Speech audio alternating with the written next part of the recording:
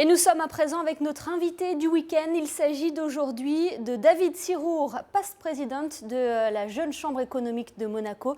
David, merci d'être avec nous. Merci. On va revenir tout d'abord ce qu'est la Jeune Chambre économique. Ça fait plus de 50 ans maintenant qu'elle est en principauté. Quelles sont ses missions et quel est son rôle ici à Monaco ? Alors effectivement, 53 ans que la Jeune Chambre économique de Monaco existe et c'est un mouvement de jeunes leaders, de jeunes entrepreneurs qui essayent à la fois d'aider les jeunes entrepreneurs à créer leur entreprise et à la fois à dynamiser le territoire économique monégasque.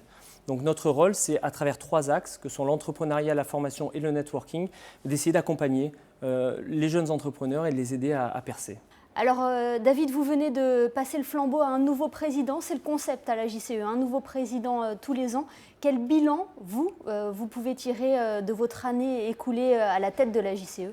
Alors un bilan extraordinaire, c'est une aventure humaine extraordinaire, c'est une année qui passe très très vite et le bilan est très positif j'avais décidé en tant que président de reprendre les projets de l'année 2014 et de les mener à bien en 2015, chose qu'on a faite à travers notamment le Startup Weekend, le concours de création d'entreprise et le Get in the Ring, qui sont 3 événements pour aider justement les jeunes entrepreneurs. Et j'avais décidé de rajouter une petite touche personnelle à travers 2 thématiques qui m'étaient chères, celle des femmes leaders. Donc de mettre en avant toute l'année des profils de femmes leaders.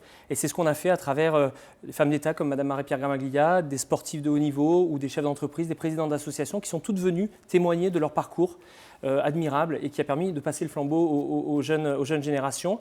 Et puis d'un autre côté, un nouveau projet qui s'appelle Graines d'entrepreneurs qui a été créé l'année dernière et qui reverra le jour vraisemblablement en 2016. Et où là, la thématique, c'était d'aider justement les jeunes à entreprendre. Donc on a été voir des élèves de terminale et on les a, avec des entrepreneurs reconnus, accompagnés. Et on a mis en place des workshops de 4 heures où on leur a fait travailler sur des business plans et on les a accompagnés, donné l'envie d'entreprendre d'une certaine manière. On a essayé de les accompagner sur ce chemin-là. Quand on préside la JCE, j'imagine qu'on passe par toutes les émotions. Racontez-nous un petit peu justement comment ça s'est passé en dehors, puisque vous cumulez à la fois ce rôle de président et ce rôle de chef d'entreprise, enfin de vos fonctions habituelles, vos fonctions professionnelles, et puis ce rôle de papa oui. Aussi à la maison. Oui, tout à fait. C'est quelque chose qui se prépare en amont, puisqu'un président qui est élu en général en mars de l'année précédente. Ça lui laisse quasiment 9 à 10 mois pour préparer à la fois sa présidence, son équipe, son budget, préparer sa vie personnelle aussi, préparer sa vie professionnelle pour pouvoir être en phase avec tous ces engagements-là et pouvoir les mener à bien. De mon côté, moi, c'était quelque chose qui était important pour moi justement de faire passer ce message-là. Il m'arrive de croiser des gens qui se limitent en disant « je pense que si je ferais ça, je ne serais pas capable de ». Et le message que je voulais leur faire passer, c'était de dire qu'on peut mener plein de choses de front avec la passion, avec l'enthousiasme. C'est ce que j'ai essayé de faire l'année dernière. Et effectivement, ne pas négliger ma vie familiale avec mes 3 petits garçons, mon épouse, ma vie professionnelle puisque j'ai une entreprise de services informatiques en principauté. Et à côté, l'engagement de la Jeune Chambre qui est un engagement très fort, mais où là aussi on est accompagné d'une équipe, on n'est pas seul évidemment. Donc c'est cet enthousiasme, cette énergie-là qui permet d'amener les gens avec soi et puis de mener à bien tous les projets qu'on a menés en 2015. Et c'est ce qui vous a motivé à justement postuler pour ce poste de président ? C'est quelque chose qui se fait assez progressivement. Moi, je suis rentré à la Jeune Chambre économique en 2010, au moment où on organisait une conférence européenne qui était un très gros projet. Et je me suis piqué au jeu. Et puis, comme il y a beaucoup de gens passionnés de la Jeune Chambre, souvent, on avance étape par étape. Et puis, d'année en année, j'ai pris des postes différents. J'étais en charge des formations en 2013, puis en charge des relations avec le gouvernement en 2014. Et ça m'a ouvert la voie assez naturellement à la présidence et cette envie d'imprimer ma marque de fabrique, mon envie. Et puis surtout d'essayer de fédérer une équipe de 11 à 12 personnes dans l'équipe dirigeante, dans les administrateurs, et puis ensuite beaucoup plus large au niveau des membres. Et s'il y avait un mot pour résumer votre présidence ? Difficile de résumer en un mot, mais je dirais intense. C'est vraiment une année, c'est une sorte d'incubateur. Pendant une année, on est porté par les événements, par les membres, par tout ce qu'on met en œuvre. Et c'est une année qui passe comme un jour, mais d'une intensité assez rare. Je ne vois pas grand-chose en dehors de la Jeune Chambre économique où j'aurais pu vivre autant d'émotions. Des émotions folles, parfois exaltantes, parfois des grands doutes, mais au travers de l'équipe, au travers aussi de tous les anciens de la Jeune Chambre, les sénateurs, les anciens présidents qui sont là pour nous aider, pour nous accompagner, nous donner les clés, on arrive à mener à bien tous ces projets. Il faut savoir, David, qu'on ne quitte pas la JCE comme ça, on garde toujours un pied dans la Jeune Chambre économique. Hein. Oui, c'est une histoire d'amour. Donc, comme dans toute histoire d'amour, on ne rompt jamais totalement.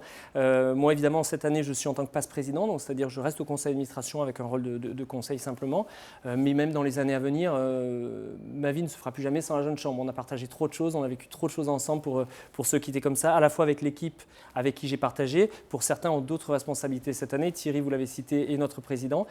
Et puis avec tous les anciens de la Jeune Chambre, on était amenés à se voir plusieurs fois par semaine et on ne rompt pas les liens comme ça. Et on a envie surtout qu'il y ait de nouvelles générations qui arrivent, qui prennent des responsabilités et qui chacun imprime leur propre marque de fabrique et leurs propres idées, leurs nouveaux projets. Nous avons rencontré dernièrement Kevin Hinn, qui est vice-président de la Jeune Chambre internationale maintenant. Il a été président de la JCE. Est-ce que vous aussi, ça vous dirait d'intégrer la JCI ou est-ce qu'il est un petit peu trop tard pour vous? Est-ce que vous n'avez plus le temps? Est-ce que c'est vraiment de grosses responsabilités également? Alors oui, tout à fait. Alors Kevin a été président en 2010, effectivement. Il est cette année effectivement vice-président de la JCI, qui est le mouvement mère en quelque sorte, parce que nous sommes la Jeune Chambre de Monaco et le mouvement qui est au-dessus de nous est la JCI, un mouvement mondial avec plus de 110 pays dans le monde. Et effectivement, c'est notre deuxième vice-président au niveau international. Pour ce qui me concerne, même si j'avais eu des velléités d'aller à l'international et de m'impliquer, ce qui est aussi une grosse implication, là je m'en empêche, puisque effectivement on a cette limite d'âge à la Jeune Chambre économique pour les postes dit de responsabilité, qui est de 18 à 40 ans. Moi, j'ai atteint la barre des 40 ans. Donc, pour ma part, je ne peux plus exercer de poste à responsabilité, à part de rester en tant que mentor et accompagnant.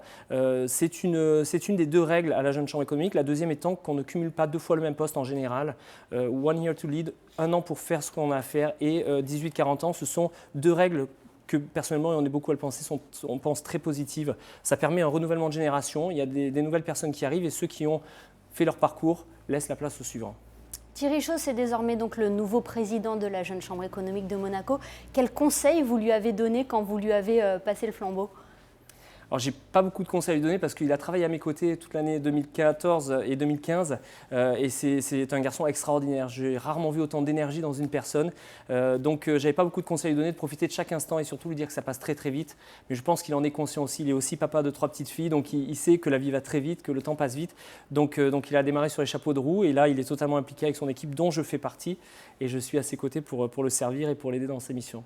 David, j'espère que nous aurons l'honneur de vous revoir très bientôt aux côtés de Thierry Chausse et de tous les événements qui rythment la vie de la Jeune Chambre économique de Monaco. Merci d'avoir été notre invité et à très bientôt. On se quitte sur les prévisions météo pour les prochains jours. Merci.